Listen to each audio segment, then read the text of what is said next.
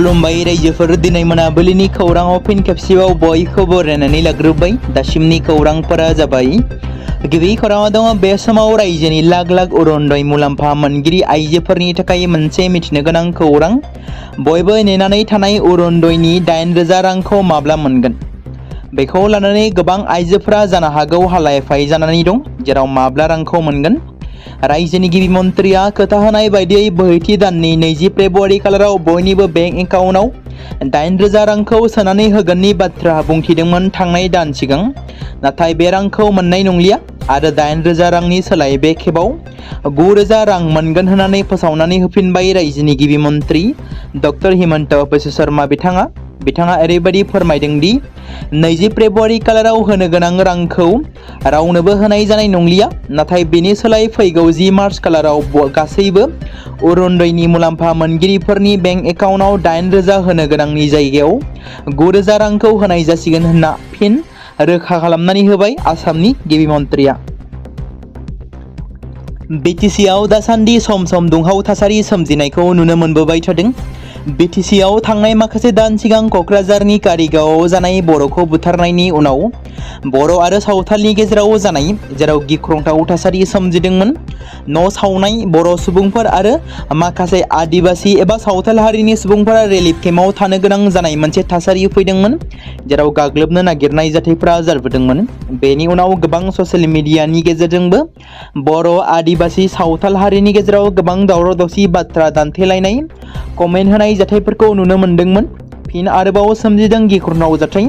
मिथिनो मोननाय बायदिब्ला क'क्राझार जिल्लानि सेरफांगुरि बाथौ मन्दिराव बाङालि बिहारि हारिनि सुबुंफोरनि दादागिरि खालामनाय, बुफाय-बुसि खालामनाय जाथाय जादों।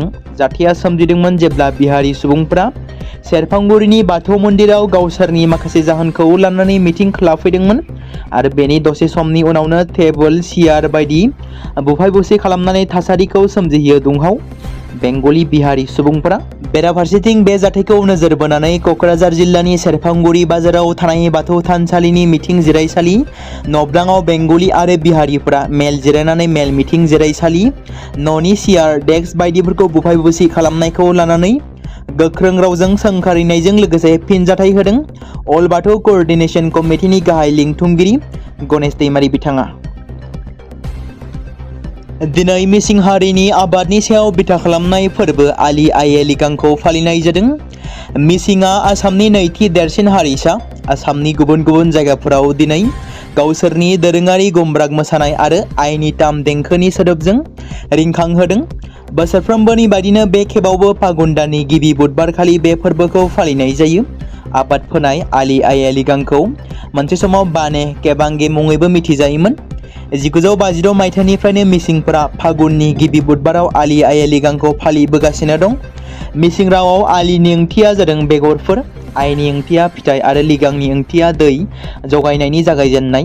बेनिखायनो आलि आइ लिगांनि ओंथिया थारैनो आबाद फोनायनि गिबि साननि ओंथि होयो। बेनि सिगां आलि आइ लिगां फोरबोखौ सानबासिम फालिनाय जायोमोन। दोरोंनि बायदियै आबादखौ गिबि सानाव फोनाय जायो होनना सुलुङाव फोरमायदों। हादोरसायाव आयेन बेरेखा फेग्रा मुवाफोरनि हेंथायै पुलिस बिफाना गावसोरनि गोख्रोङै नायबिजिरनाय हाबाफारिखौ रायजोनि दाब दाब जायगायाव सोलिहोबाय थादों। बेबायदि समावनो आयेन बेरेखा फेग्रा मुवा बेसादनि अपारेशन खालामनायाव मानकाचार जिल्लानि दुथां ड्राग्स माफियाखौ हमनाय जादों। हमजानाय ड्राग्स माफियाखौ जाकिर मिया होननानै सिनायथिनाय जादों। सानथामनि सिगां मानकाचार बांलादेश सीमायाव 5.5 मिलियन रांनि ड्राग्सजों लोगोसे सानै ड्राग्स जगायग्रा सुबुंखौ हमनाय जादोंमोन। 183 बेटेलियन BSF आरो पुलिसआ ड्राग्सखौ जब्द खालामनानै OBU थामहिनबा अबु सामा आरो एकमुल हकखौ हमनो हादोंमोन।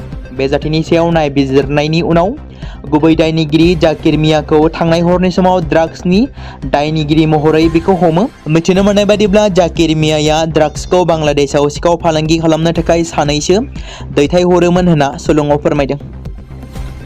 मंगलबारखालि जौसिन बिजिरसालिया अरुणाचल प्रदेशनि गिबि मन्थ्रि पेमा खांडुनि नखरनि सोद्रोमानि गंसे कम्पानि पाब्लिक अर्क कन्ट्रेक्ट होनायनि सायाव CBIनि नायबिजिरनायखौ दाबि खालामनाय आर'जलाइनि सायाव गावनि थिरांथाखौ थि खालामना होदों। बिजिरगिरि बिक्रमनाथ आरो चन्दीप मेहतानि बेन्चआ बे केसनि दोलोनि जानानै थानाय उकिलफोरखौ 2 सप्तानि गेजेराव लिरनाय बाथ्रा दान्थेलायनायखौ गथायनो बिथोन होदों। हियारिंनि समाव रिजन फेडारेशन आरो भलन्टियार अरुणाचल सेनानि जानानै उकिल प्रशान्त भूषणआ अरुणाचल प्रदेश हादोरसा सोरखारजों बावैसो सिगां होनाय एफिडेभिटखौ लानानै मुंख'दों, जेराव भूषणआ बुङो दि गिबि मन्थ्रिनि नखरनि सोद्रोमानि गंसे कम्पानिनो गोबां थिकादारफोर होनाय जादों। बिथाङा बे आयदानि सायाव हादोरसा पुलिसआ मोजाङै नायबिजिरनो होनाय नङा होनना गोख्रों रावजों सिबिआइनि नायबिजिरनायखौ दाबि खालामो। आम्बाला स्पेशल टास्क फोर्स थामहिनबा STFआ समबारखालि जम्मु काश्मीरनि रणबीरसिंहपुरा जुभिनाइल हमनिफ्राय खारखोमानाय 2 पाकिस्तानी नोगोरारिखौ खादों। सानैबो आम्बाला केन्टनमेन्ट रेलवे स्टेशननि लांगोनायाव हमजायो, नाथाय बिसोरनि भारतारि लोगो, जायखौ मास्टारमाइन्ड होननानै मिथिनाय जायोमोन, दासिमबो बियो खारखोमानानै दं।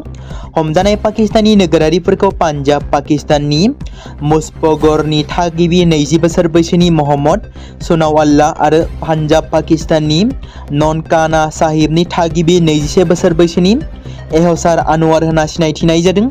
हमजानायनि सोमोन्दै होननानै STFनि SP बिरकान्त भूषणआ बुङो दि सनाउल्लाह आरो आनवारजों लोगोसे 3 कैदीफोरा आरेसपुरा जुवेनाइल हमनिफ्राय खारखोमादोंमोन। अम्बाला STFआ 2 खारखोमानानै थानाय पाकिस्तानी नोगोरारिखौ अम्बाला रेलवे स्टेशननि लांगोनानिफ्राय हमनो हाफिनो आरो जम्मु काश्मीर पुलिसनि आखायाव गथायनानै होयो। मोहम्मद सनाउल्लाह आयेन बेरेखायै सिमा बारनायनि दायाव 2021 मायथाइनिफ्रायनो जोबथेसालियाव दंमोन। फारसेथिं एहसान आनवाराबो 2020 मायथाइनिफ्रायनो जोबथेसालियाव दंमोन होनना रिपर्टआव फोरमायदों।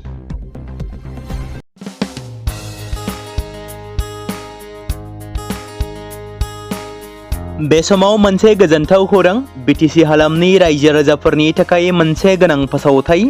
क'क्राझार जिल्लानि सिङाव थानाय बड'लेण्ड एकाडेमि सिनियर सेकेन्डारि स्कुला लानानै फैदों गोजोनथाव खौरां।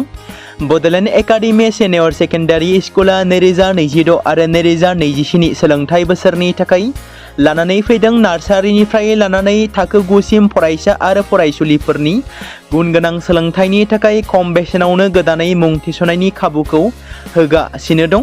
मख'जाथावदि क'क्राझार जिल्लानि हल्टुगाव आउटपस्टआव थानाय क'क्राझार तिनिआलिनि बड'लेण्ड एकाडेमि सिनियर सेकेन्डारि स्कुला गुनगोनां सोलोंथाइ होनायजों लोगोसे थाखो 9 नि थाखाय इलेक्टिभ साबजेक्ट महरै मेथामेटिक्स, जिअ'ग्राफि, हिन्दी, हिस्टरि बायदि आयदाखौ लानो हागोन। मोजां सोलोंथाइ लानायनि अनगायैबो बड'लेण्ड एकाडेमि सिनियर सेकेन्डारि स्कुलाव उफ्रा सोलोंथाइ हिसाबै environment field study, English speaking course बायदिखौ लाफानानै सोलोंथाइ लानो हागोन। बेनि अनगायैबो गोजान लामा हान्थिनानै फरायग्रा फरायसा फरायसुलिफोरनि थाखाय आलादायै मोजां हस्टेलाव थानानै फरायनो हानायनि खाबुफोर होनाय जादों। बेनि थाखाय नोंथांमोना आबुङै मिथिबावनो थाखाय एबा थोंजोङै फोनांजाब खालामहर 9101 488 399 जानबुं नम्बराव। बे समाव मोनसे गोनां फोसावथाय। बर' सावथुन नायनानै मोजां मोनग्रा गासै बर' रायजो राजाफोरनि गेजेराव लानानै फैदों मोनसे बर'नि OTT प्लेटफर्म गोनां, जाय प्लेटफर्मनि गेजेरजों नोंथांमोना बर'नि गोदान सावथुनफोरखौ नुनो मोनगोन। थांनाय माखासे बोसोर सिगां बर'नि गेजेराव लानानै फैनाय निउबो एप बायदिनो फिन आरोबाव लानानै फैदों बर' रायजो राजाफोरनि थाखाय। बे बाथ्राखौ मख'नाया गोनांदि 2025 मायथाइनि जानुवारि दानाव ओंखारनाय आंगो स्ट्रिम मुंनि मोनसे OTT प्लेटफर्म गोनां निउबो एपनि गेजेरजों नोंथांमोना गोबांथार बर'नि सावथुनफोर जेरै ट्रेजेडि, रमान्टिक, एक्सन आरो कमेडिजों बुंफबनाय सावथुनफोरखौ नुनो मोनगोन। जेरै सनानि नखर, थांखि गैयै समाज, अनसुला आफा, हिर', बिमा बायदि बाजै, अर, थैसाम, वान्टेड, संदान आरो रं नाम्बार बायदि सावथुनफोरा मख'जाथाव। बेफोर सावथुनफोरखौ नायनो थाखाय नोंथांमोना गिबियावनो आंगो स्ट्रिम एपखौ गावनि मबाइलाव थानाय प्ले स्ट'रनिफ्राय डाउनल'ड खालामनानै लोगोसे इनस्टल खालामनानै गावनि मबाइल नाम्बारजों लगइन खालामनानै लाग्रोनांगोन। बेनि उनाव नोंथांमोना गोबांथार नुनो मोनै सावथुनफोरखौ गुगोल पे, फन पे आरो पेटिएमजों रं नाम्बार सावथुनखौ नायनो थाखाय 60 रां आरो संदान सावथुनखौ नायनो थाखाय 80 रां, वान्टेड सावथुनखौ नायनो थाखाय 60 रां, थैसाम सावथुनखौ नायनो थाखाय 60 रां, बेबादिनो गोबांथार नुनो मोनै सावथुनफोरखौ नायनो थाखाय सुबिदा खालामनानै होदों आंगो स्ट्रिम प्लेटफर्मआ। फिन नोंथांमोननि गेजेराव फोरमायबावनो लादों बर' सावथुन नायनानै मोजां मोनग्रा गासै बर' रायजो राजाफोरनि गेजेराव लानानै फैदों मोनसे बर'नि OTT प्लेटफर्म गोनां, जाय प्लेटफर्मनि गेजेरजों नोंथांमोना बर'नि नुनो मोनै सावथुनफोर जेराव गोदान सावथुनफोरखौ नुनो मोनगोन। बे बाथ्राखौ मख'नाया गोनांदि 2025 मायथाइनि जानुवारि दानाव दिहुनजानाय आंगो स्ट्रीम मुंनि मोनसे OTT प्लेटफर्म गोनां एपनि गेजेरजों नोंथांमोना गोबांथार बर'नि ट्रेजेडी, रमान्टिक, एक्शन आरो कमेडीजों बुंफबनाय सावथुनफोरखौ नुनो मोनगोन। जेरै रं नाम्बार, संदान, वान्टेड, थैसाम, अर, बिमा बायदि बाजै, हिर', अनसुला आफा, थांखि गैयि समाज, सनानि नखर बायदि बायदि सावथुनफ्रा मख'जाथाव। बेफोर सावथुनफोरखौ नायनो थाखाय नोंथांमोना गिबियावनो आंगो स्ट्रीम एपखौ गावनि मबाइलाव थाखानाय प्ले स्ट'रनिफ्राय इनस्टल खालामनानै गावनि मबाइल नाम्बारजों लगइन खालामखांनायनि उनाव नोंथांमोना गोबांथार नुनो मोनै सावथुनफोरखौ गुगोल पे, फन पे आरो पेटिएमजों रं नाम्बार सावथुनखौ नायनो थाखाय 60 रां, संदान सावथुनखौ नायनो थाखाय 80 रां, वान्टेड सावथुनखौ नायनो थाखाय 60 रां, थैसाम सावथुनखौ नायनो थाखाय 60 रां, बेफोरबायदिनो अर सावथुनखौ नायनो थाखाय 60 रां पे खालामनांगोन। बेबायदिनो गोबांथार नुनो मोनै बर' सावथुनफोरखौ नायनो थाखाय सुबिदा खालामनानै होदों आंगो स्ट्रीम प्लेटफर्मआ।